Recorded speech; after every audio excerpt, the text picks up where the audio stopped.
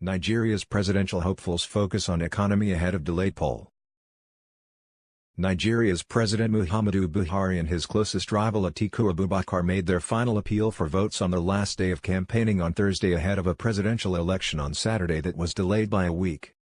The Independent National Electoral Commission, INEC, announced the delay in the early hours of last Saturday, citing logistical reasons, just as some of Nigeria's 84 million registered voters were preparing to head to the polls. The stakes are high as Buhari, who took office in 2015 and is seeking a second term, is locked in a race against businessman and former Vice President Atiku to lead a country that is Africa's top oil producer. The election has largely been fought on how to jumpstart growth in the country with Africa's largest economy, which has seen low growth since emerging in 2017 from its first recession in 25 years. Security, amid an increase in militant attacks in the northeast, and corruption have also been campaign issues. So far, there are no further public rallies planned by either man. They made their pitches for votes in a statement, via social media and through aides.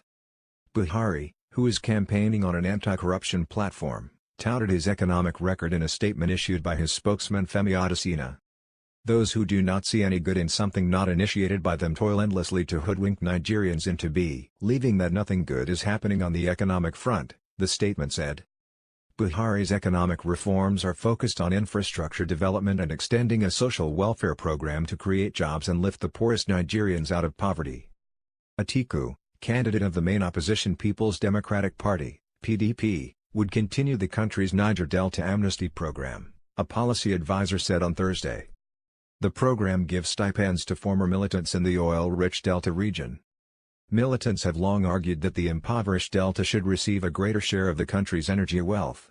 Buhari sought to overhaul the program early in his tenure, triggering a renewed series of attacks on oil facilities, but later continued with the existing arrangement introduced by his predecessor Goodluck Jonathan.